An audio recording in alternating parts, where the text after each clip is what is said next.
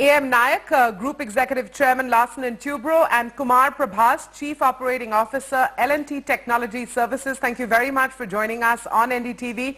Mr. Naik, we would describe L&T Technology Services as a global engineering, research and development services company. But what is the unique space that L&T Tech Services actually occupies? Well, one thing is, engineering is at the core of L&T Group. There is one area in which L&T is very well known and be number 1, 2 or 3 brand is its capability to manufacture engineering products, design engineering products, and also the very high-tech projects and the very high-tech capabilities in building nuclear reactors, the nuclear submarine, the field guns and aerospace and aeronautics and so on.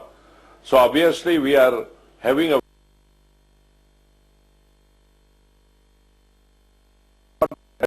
business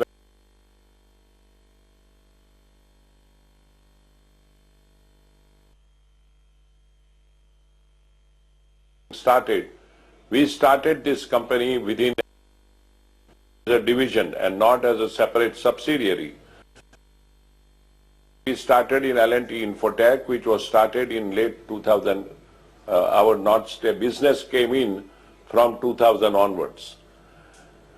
And then by 2006-07, due to a lot of help from L&T connections around the world, in its 82 to 83 domains in which we work, there are 3 to 4 out of 5 verticals which got a much more help to start with, which everybody needs, rather than having to struggle much more than normally we would have struggled had it not been the parent like L&T. So we grew to 70 million by 2006.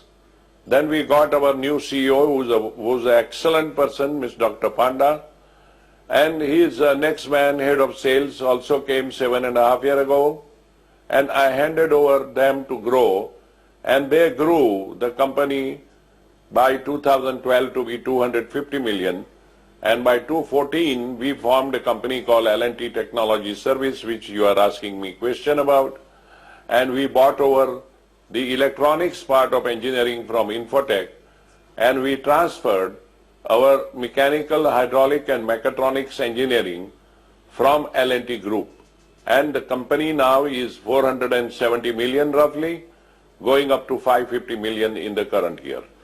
And it is so important to L&T, the question you asked, that we are putting all our efforts for connecting it with various, and will double itself in 5 years, including some niche acquisition in Internet of Things and digital, and the new age company with new age technology is emerging very fast, and I'm sure we'll be able to keep our leadership position going forward.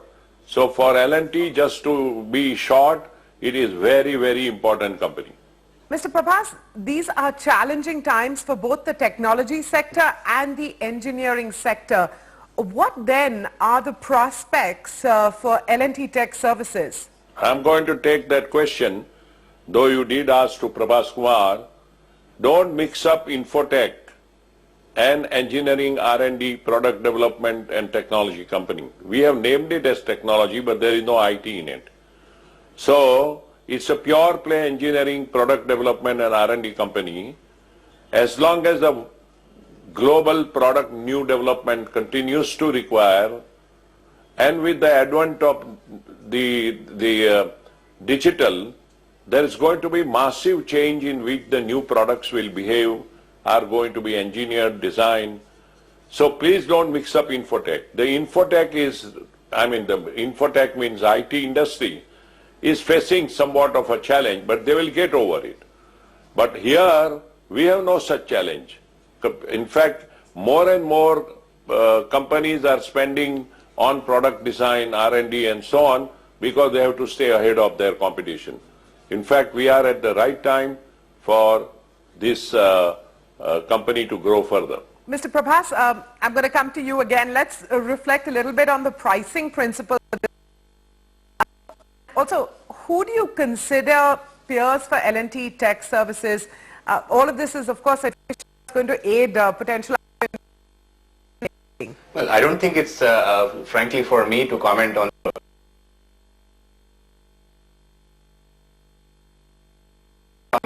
is comparability of our company with anybody else around. Now, if you look at L&T Technology Services, we are a multi-vertical company, and we focus on 5 verticals: industrial products, medical devices, process industry, which is more of FMCG, telecom and high-tech, and transportation.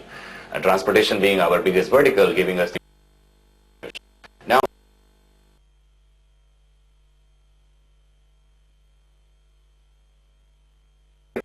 There are a few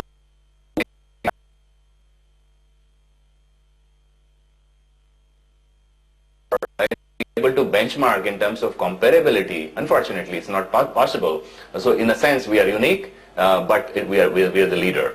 In fact, if you look at Zinnov rating of engineering and R&D services companies, Zinnov is, by the way, an independent research company that are focused on engineering and R&D services space. They rate us as a leader in 8 out of 10 or 11 verticals in the industry. And in a few verticals, we are absolute number 1, which actually nobody around us. So we are multi-vertical, hard to find one competitor. We do have competition in certain verticals with some niche players, but at a company level, we don't have one.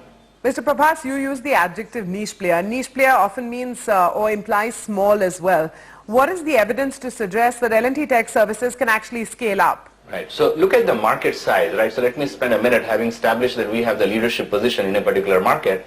How big is that market? That the total R&D spend worldwide, ER&D spend, is $1 trillion. Out of that, $365 billion is addressable.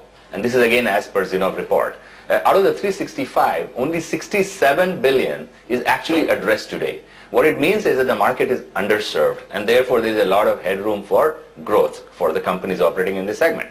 Out of the $67 billion, $20 billion is served out of India, combined between service providers like us as well as the captive units, which are basically the India R&D centers of our clients. And both are expected to grow. They have grown in the past at 13 to 14% CAGR, and as per Zinnov, they are likely to continue to grow at that rate. And given that we have a differentiated strategy, a strong parentage from L&T, which is a huge advantage for us. Not many companies can have that because engineering is all about touch and feel.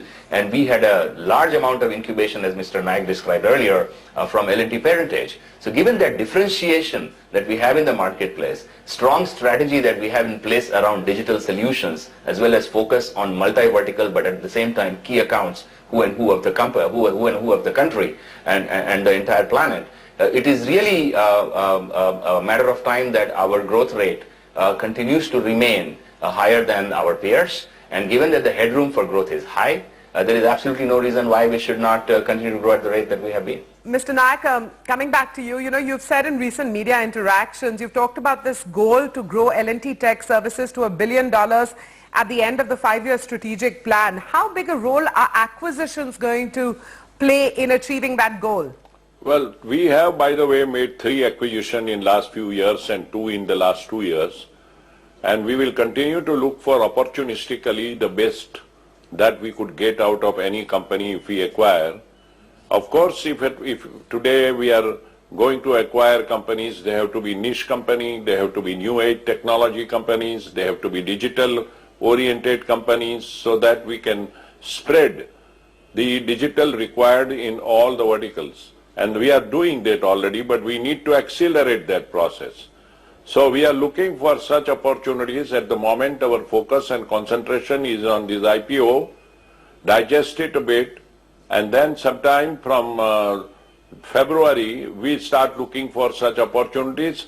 Of course, if anything comes in our way and we find that is an excellent opportunity, we'll take it forward. But in our $1 billion kind of sales, our M&A, or call it acquisition, is 150-200 million of a very, let's say, opportunistically, as I said, a new age technology acquisition. Mr. Prabhas, without getting into any specifics, I just want to understand from you, what are the nature of the opportunities that you're going to be exploring by the acquisition route? Right. So I think, I will not be able to elaborate much more than Mr. Naik has already done, but let me just put 2-3 points on the table.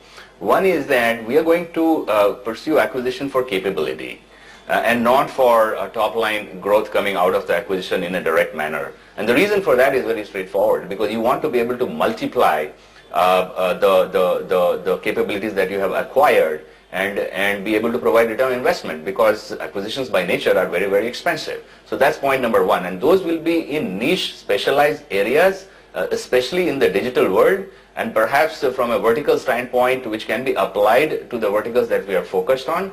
Transportation, for example, is an area that grows for us very fast, so that would be a potential. And then be able to provide the return that is expected out of an acquisition.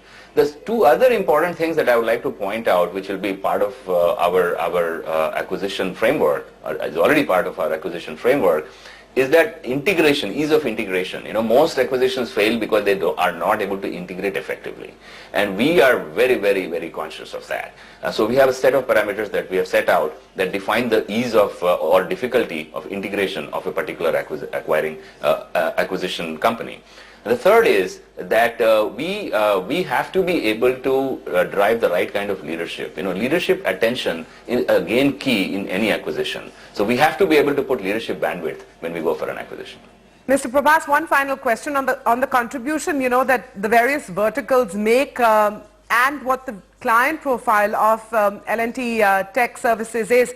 All of this, will go in sort of aiding, potential investor understanding of L&T Tech Services. Well, sure, I can do that. 5 verticals we talked about, largest one being transportation, which includes automotive and off-highway as well as aerospace, is about 30% of our revenues last year. The 25% coming from industrial products, which include building automation and electrical and drive companies. And then 20% is coming from telecom and high-tech, where we have networking clients and handset side as well as network side as well as semiconductor clients.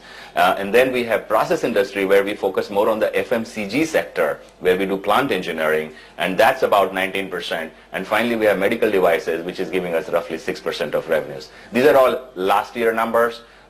Client names, we can only share what we have permission for. So for transportation, I can talk about names like Scania or Caterpillar or Calsonic Kansai, which is a tier 1 player. But in addition to that, we have leading German and Japanese automotive makers. In industrial products, you're talking about United Technologies, Danaher or Rockwell Automation being few of our clients. In case of FMCG area, we have P&G and similar leaders in that space. In case of telecom and high-tech, we have some leading networking players as well as leading semiconductor players. Well, I'm going to leave it at that. A.M. Naik, Group Executive Chairman, Larsen & Toubro, and Kumar Prabhas, Chief Operating Officer at L&T Technology Services. Thank you very much for joining us on NDTV today. Good talking to you. Thank you very much. Thank you.